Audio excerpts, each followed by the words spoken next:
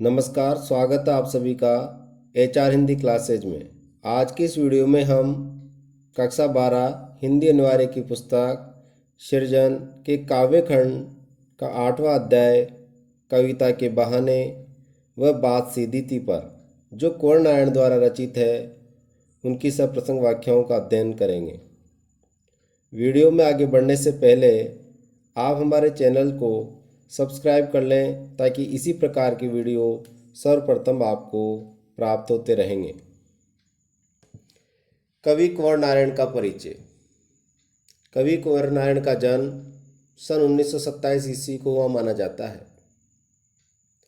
नई कविता आंदोलन के प्रमुख कवि कुंवर नारायण का नाम तीसरे तार सप्तक जो कि 1959 ईस्वी में प्रकाशित हुआ, उनके अग्रगण्य कवियों में इनका नाम लिया जाता है।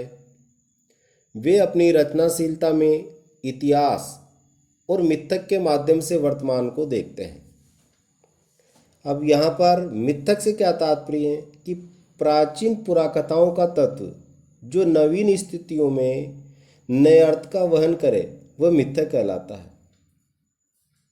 यानी मिथकों का जन्म इसलिए हुआ था कि वह प्रागैतिहासिक मनुष्य के उस आघात और आतंक को कम कर सके जो उसे प्रकृति से सहसा अलग होने पर महसूस हुआ था।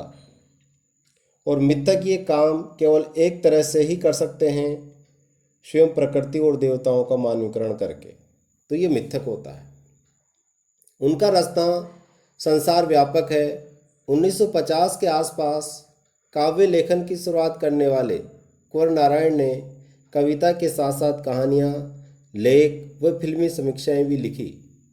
उनका कहना है, कविता मेरे लिए कोई भावुकता की हाय न होकर यथार्थ के प्रति एक प्रौढ़ प्रतिक्रिया की मार्मिक अभिव्यक्ति है। उनके प्रमुख कविता संग्रह हैं चक्रव्यूह, परिवेश, हम तुम, अपने सामने कोई दूसरा नहीं व इन दिनों। आत्मजयी तथा वात्सर्वा के बहाने उनके 2 खंड काव्य हैं। आकारों के आसपास इनका कहानी संग्रह है। इनके अलावा आज और आज से पहले नामक समीक्षा ग्रंथ भी लिखा। पाठ्य पुस्तक में संकलित कविता कविता के बहाने भौतिकता एवं यांत्रिकता के दौर में कविता की महत्ता को दर्शाती है कि वर्तमान जो समय है वो भौतिकतावादी युग है और यांत्रिक यानी मशीनीकरण है, लेकिन फिर भी जो है कविता का महत्व वो कम नहीं है, अपितु कविता का महत्व जितना पहले था वर्तमान स्थिति में भी कविता उतना ही महत्व रखती है, उतना ही प्रभाव छोड़ती है। कविता की उड़ान सीमातीत है, अर्थात कविता की उड़ान की जो है कोई सीमा नहीं है, असीमित है। कविता का खिलना, उसकी महक भी सीमातीत है, अर्थात जो कविता खिलती है और उसकी जो महक, उसकी सुगंध, उसका जो प्रभाव है, उसकी भी कोई सीमा नहीं है। बच्चों के असीम सपनों की तरह कविता का दायरा भी असीम है। जिस प्रकार जो बच्चे होते हैं उनके असीम सपने होते हैं, बच्चे न जाने कहाँ पहुँच सकते हैं, कुछ भी सोच सकते हैं, ठीक उसी प्रकार जो कवि है उसका सोचने का जो दायरा भी है असीमित है कि जहाँ पर न पूछे रवि वहाँ पहुँचे कवि। जहाँ भी सृजनात्मक ऊर्जा होती है, अर्थात जो क्रिएटिविटी होती है, वहाँ सीमाओं के दायरे स्वतः ही टूट जाते हैं। अर्थात ऊर्जावान जो व्यक्ति होते हैं उनके सामने कोई सीमाएं नहीं होती है, सीमाएं स्वतः ही जो है समाप्त हो जाती है। दूसरी कविता कुंवर नारायण की जो है बात सीधी पर भाषा की सहजता पर बल देती है कि व्यक्ति को जो भी कथन कहना है, जो भी कथ्य कहना है, उसको सहज और सरल भाषा में कह देना चाहिए। ज़्यादा घुमावदार भाषा के चक्कर में कभी कभी सीधी बात भी उलझकर अग्राह्य बन जाती है, अर्थात पाठक और जो श्रोता है वो उसको ग्रहण नहीं कर पाते। अग्राह्य नहीं, जो ग्रहण नहीं कर सके। अच्छी बात या अच्छी कविता का सृजन सही व सह सबसे जुड़ना ही है। चलिए कविता पढ़ते हैं अपन। पहली कविता, कविता के बहाने। कविता एक उड़ान है चिड़िया के बहाने, कविता की उड़ान भला चिड़िया क्या जाने। बाहर भीतर इस घर उस घर, कविता के पंख लगा उड़ने के माने, चिड़िया क्या जाने। इसमें कविता को कल्पनाओं की असीमित उड़ान बताया गया है कि कवि जो है वो कल्पना में कविता का निर्माण करता है और उसकी सीमा जो है अतीत होती है। कवि बताते हैं कि कविता कल्पना की एक मोहक उड़ान होती है। वो चिड़िया की उड़ान के समान नई नई कल्पनाएं प्रस्तुत करती है और कविता स्वयं उड़ान भरती है, उसमें नए नए भाव और विचार आते हैं। कविता की उड़ान जो है असीमित होती है और उस असीमित उड़ान को भला जो चिड़िया है वो नहीं समझ सकती है। तो चिड़िया तो यहाँ पर जो है एक प्रतीक के रूप में काम में लिया गया है। बहाने का मतलब प्रतीक। चिड़िया एक प्रतीक के रूप में चिड़िया का बहाना है। चिड़िया के माध्यम से कवि समझाने का प्रयत्न करते हैं कि कविता की जो उड़ान होती है वह असीमित क्षेत्र तक होती है और चिड़िया की जो उड़ान है वो सीमित क्षेत्र तक होती है। बाहर भीतर इस घर उस घर, जो चिड़िया है वो तो अंदर बाहर इस घर से उस घर तक, ये नहीं चिड़िया के उड़ने का एक सीमित दायरा होता है। जबकि जो कविता है वो बाहर भीतर इस घर में उस घर में अर्थात देश और प्रदेश में कहीं भी जो है उस कविता का जो प्रभाव है वो जा सकता है। कविता के पंख लगा उड़ने के माने, चिड़िया क्या जाने। कवि बताने का प्रयास करते हैं कि कविता के कल्पना रूपी जो हैं वो पंख लगे होते हैं। क्यों कि जो कवि है वो कल्पना में कविता का निर्माण करता है, इसलिए उसकी जो सोच है वह असीमित होती है, वो कहीं की भी सोच सकता है। इसलिए वो जो चिड़िया है जो एक सीमित क्षेत्र में उड़ान भरती है वो उस चिड़िया की उड़ान को नहीं समझ पाती है। आज से यह है कि पक्षी की उड़ान सीमित है परंतु कविता का जो क्षेत्र है अति व्यापक एवं असीमित है। विशेष ये बताया इसमें कवि ने कि कविताओं के माध्यम से कल्पनाओं की ऊंची उड़ान कवि भरता है। उसकी कल्पनाओं को उन्होंने मनोरम बताया है। यहाँ पर जो है शब्दावली प्रतीकात्मक है, पद्यांश की भाषा सहज और सरल है, लक्षण शब्द शक्ति का यहाँ पर जो है प्रयोग किया गया है। कविता एक खिलना है फूलों के बहाने, कविता का खिलना भला फूल क्या जाने। बाहर भीतर इस घर उस घर, बिना मुरझाए महकने के माने, फूल क्या जाने। इसमें कवि ने बताया है कि कविता भी खिलती है और फूल भी खिलती है, यानी दोनों की तुलना की गई है, लेकिन फिर भी जो है फूल कविता के खिलने के रहस्य को नहीं समझ पाता है। कविता एक खिलना है फूलों के बहाने। कवि कुंवर नारायण जी कहते हैं कि कविता इस प्रकार खिलती है अर्थात विकसित होती है जैसे फूल विकसित एवं पल्लवित होते हैं। फूल की तरह कविता में नए नए रंग अर्थात जो भाव सौंदर्य हैं वो आते हैं और वह जो भाव सौंदर्य आते हैं, लेकिन फूलों की खिलने की एक सीमा होती है। फूल जो है इस घर उस घर अंदर बाहर एक निश्चित सीमा तक जो है वो सुगंध बिखेरते हैं और निश्चित सीमा तक ही खिलते रहते हैं, उसके बाद जो है वो मुरझा जाते हैं। इसलिए वह जो है कविता के खिलने के भाव को नहीं समझ पाते हैं। जबकि जो कविता है वो तो बिना मुरझाए महकने के माने फूल क्या जाने, अर्थात जो कविता है वो कभी भी नहीं मुरझाती, अर्थात कविता का जो प्रभाव है वो कभी भी कम नहीं होता है। कविता अपनी रसात्मक जो सुगंध है अर्थात दर्शक और जो पाठक होते हैं, जो श्रोता होते हैं, उसको हमेशा वो आनंदित करती रहती है। अतः फूल कविता के सुगंध बिखेरने तथा महकने को कहाँ जान पाएगा। फूल की अपनी एक सीमा होती है जबकि कविता की सीमा नहीं होती है। इसलिए जो फूल है वह कविता के खिलने के मर्म को नहीं समझ सकता है। कविता एक खेल है बच्चों के बहाने, बाहर भीतर ये घर वह घर, सब घर एक कर देने के माने, बच्चा ही जाने। यहाँ पर कवि कुंवर नारायण जी कहते हैं कि कविता बच्चों के खेल के समान है, कि जिस प्रकार जो बच्चे खेल खेलते हैं तो बच्चों के खेल में किसी भी प्रकार का कोई भेदभाव नहीं होता है। उनके खेलने का जो दायरा है वह असीमित होता है। इसी प्रकार जो कवि है वह भी शब्द रूपी क्रीड़ा करता है, यानी शब्दों से खेलता है, और कवि के पास जो शब्द हैं वह असीमित होते हैं।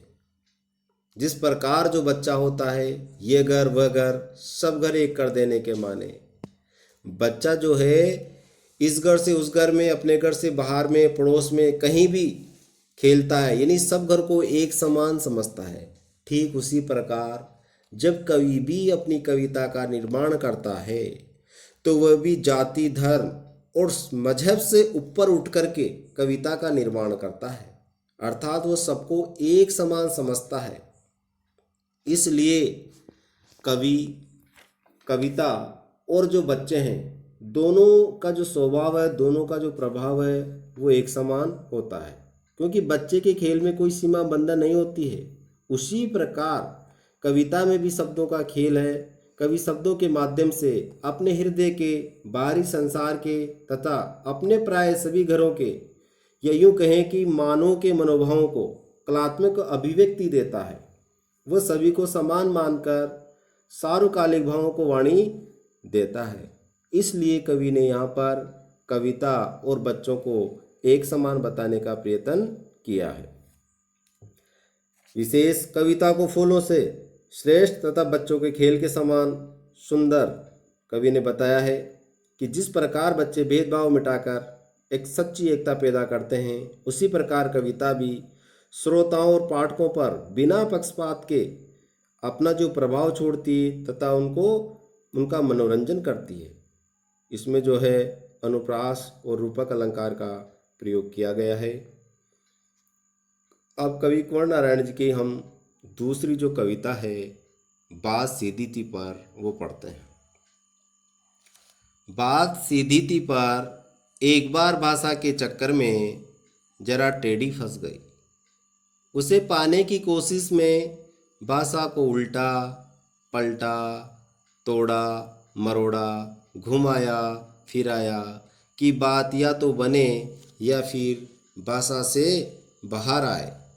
लेकिन इससे भाषा के साथ साथ बात और पेचीदा होती चली गई। इसमें जो कवि कुंवर नारायण जी कहते हैं कि सीधी बात को चमत्कारी ढंग से प्रस्तुत करने के लिए क्लिष्ट भाषा का जब प्रयोग किया जाता है तो बात जो है वो अस्पष्ट हो जाती है, बात जो है वो कठिन हो जाती है। तो कवि कहते हैं कि मेरे मन में एक सीधी और सरल बात थी जिसे मैं कहना चाहता था। बात सीधी थी पर एक बार, यानी मेरे मन में एक सीधी और सरल बात थी जिसे मुझे बतानी थी, जिसे मुझे कहना थी, परंतु उसे व्यक्त करने के लिए एक अच्छी सी भाषा का प्रयोग करना, अर्थात भाषाई प्रभाव दिखाने का मैंने प्रयास किया। और जैसे ही प्रयास किया तो वो सीधी बात जो थी, सरल बात थी, वो टेढ़ी हो गई, अर्थात वो क्लिष्ट हो गई, जटिल हो गई, क्योंकि वह शब्द जाल में फंस गया। उसे पाने की कोशिश में भाषा को उल्टा पलटा, तोड़ा मरोड़ा। फिर मैंने पुनः उसको सरल करने का प्रयास किया उस बात को, और इससे मैंने क्या किया कि शब्दों में फेर बदल किया, शब्दावली को मैंने बदला कितनी ही बार, उसमें काट-छाँट की, शब्दों का क्रम जो है आगे पीछे किया। मैंने ऐसा प्रयास इसलिए किया कि जो सीधी बात सरलता से व्यक्त हो सके। मैंने कोशिश की कि या तो मेरे मन की बात सहजता से व्यक्त हो जाएगी या फिर भाषा के जंजाल से जो है वो मुक्ति मिल जाएगी, छुटकारा मिल जाएगा और मैं भाषा से जो है बाहर आ जाऊंगा। परंतु ये दोनों बातें नहीं हो सकी। और इस प्रयास में हुआ क्या कि स्थिति जो है और भी खराब होती चले गई। भाषा अधिक जटिल हो गई और मेरी बात उसके जाल में उलझकर रह गई। इस तरह से भाषा के परिष्कार में अर्थात भाषा के शुद्धिकरण में या भाषा का सौंदर्य प्रदान करने में जो सीधी बात थी वह शब्द रूपी जाल में फंस करके जटिल हो गई और जो कहना चाहते थे श्रोताओं को, जो बताना चाहते थे, वो नहीं बता पाए। तो विशेष बात ध्यान देने योग्य है कि जब भी आपको किससे कुछ बात कहनी होती है तो अपने सहज और सरल शब्दों में उसको व्यक्त कर देना चाहिए। तोड़ मरोड़ कर व्यक्त करने से भाषा का जो सौंदर्य है वह नष्ट हो जाता है और उसका जो प्रभाव है वह भी नष्ट हो जाता है। तो यहाँ पर जो है लाक्षणिक एवं मुहावरेदार शब्दावली का कवि ने प्रयोग किया है, जैसे कि भाषा के चक्कर में टेढ़ी फंसना, पेचीदा होना, ये मुहावरे हैं, जबकि भाषा सहज और सरल है। सारी मुश्किल को धैर्य से समझे बिना मैं पेच को खोलने के बजाय उसे बेहतर कसता चला जा रहा था, क्योंकि इस करतब पर मुझे साफ सुनाई दे रही थी तमाशबीनों की शाबाशी और वाह वाह। कवि इसमें बताना चाहते हैं कि भाषा के चक्कर में फंसी सीधी बात को धैर्यपूर्वक मैंने सुलझाने की कोशिश की, लेकिन वह अधिक और उलझती हुई चली गई कि जिस प्रकार पेच ठीक से न लगे तो उसे खोलकर बार बार कसने से उसकी चूड़ियां मर जाती है और जबरदस्ती से किया गया जो प्रयास है वो निष्फल रहता है। इस प्रकार बेवजह भाषा का पेच कसने से बात सहज और स्पष्ट होने के स्थान पर और क्लिष्ट हो गई, अर्थात बात सहज नहीं हुई, सरल नहीं हुई, अपितु बात जो है और दुरह हो गई, जटिल हो गई। लेकिन मेरे इस कर्तव्य पर, मेरे इस कार्य पर जो कि मैं कर रहा था, मुझे साफ सुनाई दे रही थी, मुझे एक आवाज़ सुनाई दे रही थी, तमाशबीनों की शाबाशी और वाह वाह।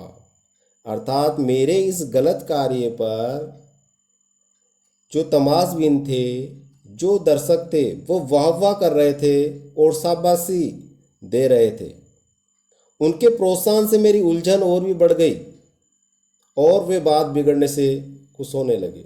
तो कहने का तात्पर्य है कि मेरे इस गलत कार्य पर जो है, जो दर्शक है वो वाह वाह कर रहे थे और इससे मैं जो है भाषा में बहुत बुरी तरह से पछता हुआ चला जा रहा था। चूड़ी और पेच का उदाहरण देते हुए सरल भाषा के उलझ जाने का यहाँ पर कवि ने जो है भाव व्यंजित किया है और भाषा मिश्रित और प्रतीकात्मक है। लक्षणा शब्द शक्ति का कवि ने यहाँ पर प्रयोग किया है। आखिरकार वही हुआ जिसका मुझे डर था, जोर जबरदस्ती से बात की चूड़ी मर गई और वह भाषा में बेकार घूमने लगी।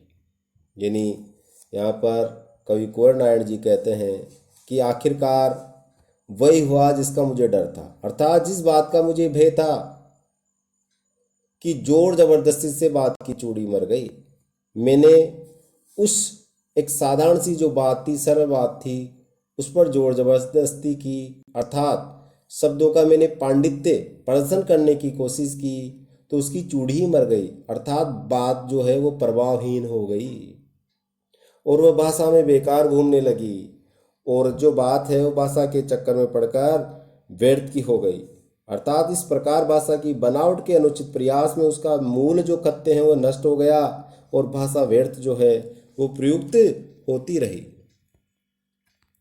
हार कर मैंने उसे कील की तरह उसी जगह ठोक दिया, पर अंदर से न तो उसमें कसाव था न ताकत। बात ने जो एक शरारती बच्चे की तरह मुझसे खेल रही थी, मुझे पसीना पोंछते देखकर पूछा, क्या तुमने भाषा को सहूलियत से बरतना कभी नहीं सीखा? तो कवि कुंवर नारायण जी कहते हैं कि भाषा की तोड़ मरोड़ में, उसमें पेच कसने में लगे रहने में जब असमर्थ रहा, तब अपनी अभिव्यक्ति को चमत्कारी शब्दों में ठूंस टांस कर ऐसे ही छोड़ दिया जिस प्रकार चूड़ियाँ मर जाने से पेच को कील की तरह ठोक कर छोड़ दिया जाता है। हार कर यानी निराश होकर कील की तरह उसको उसी जगह जो है मैंने उसको ठोक दिया। और उसी प्रकार मैंने इस कविता के कत्ते के साथ किया, परंतु कविता ऊपर से तो अच्छी और ठीक ठाक नजर आ रही थी, प्रतीत हो रही थी, परंतु अंदर से वो एकदम ढीली और प्रभावहीन हो गई थी। कविता का जो प्रभाव था वो समाप्त हो गया था। तब उस अभिव्यक्ति में न तो कसावट थी और न प्रभाव था, अर्थात उसमें जो प्रभाव था वो कम हो गया था। कवि कहते हैं कि तब बात ने शरारती बच्चे की तरह मुझसे पूछा कि तुम क्यों व्यर्थी शब्द क्रीड़ा कर रहे हो। अर्थात बात को यहाँ पर एक शरारती बच्चा बताया गया है कि जिस प्रकार से एक नोटी जो बोई होता है, नटखट लड़का होता है, वो हमेशा शरारत करता रहता है। तो कवि के साथ जो वो बात है, वो कत्ते जो है एक शरारत कर रहा है। कवि के वश में वो जो बात है वो नहीं हो रही है, मुझसे खेल रही थी। अर्थात वो जो सीधी बात थी वो कवि के साथ जो है क्रीड़ा कर रही है।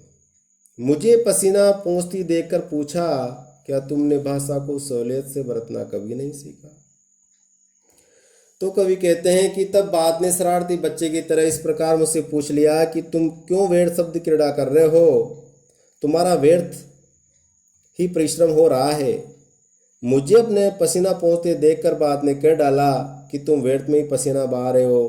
क्या तुमने अब तक भाषा को सरलता सहजता से काम में लेना नहीं सीखा। अर्थात सरल भावों के लिए सरल सुबोध भाषा का सहजता से प्रयोग करना आपने नहीं सीखा। तो कवि इस कविता में ये कहना चाहता है कि जब कभी भी आपको दूसरों के सामने कुछ विचार प्रस्तुत करना हो, कुछ बात कहना हो, तो उसको अपनी स्वयं की जो भाषा है उस भाषा में सहज और सरलता से कह देना चाहिए। अगर आपने ऐसा नहीं किया और भाषा में कुछ और ज़्यादा सौंदर्य प्रदान करने की आपने कोशिश की, तो फिर भाषा जो है वो जटिल होती चले जाएगी और जो आप कहना चाहते हो वो आप नहीं कह पाओगे। इसलिए जो है हमेशा सहज और सरल शब्दों का जो प्रयोग करना चाहिए। इसमें जो है उपमा और मानवीकरण का अलंकार का यहाँ पर प्रयोग किया गया है। आशा करता हूँ कि ये वीडियो आपके लिए काफ़ी उपयोगी रहेगा। ये वीडियो केवल बोर्ड कक्षाओं के लिए ही नहीं अपितु सेकंड ग्रेड और फर्स्ट ग्रेड के जितने भी एग्ज़ाम होते हैं उसमें इसमें से काफ़ी जो है प्रश्न पूछे जाते हैं। वीडियो आपको अच्छा लगे तो लाइक और कमेंट करना न भूलें तथा इसी प्रकार की वीडियो प्राप्त करने के लिए आप हमारे चैनल्स को सब्सक्राइब कर लें ताकि सर्वप्रथम आपको वीडियो प्राप्त हो सके। जय हिंद, जय भारत।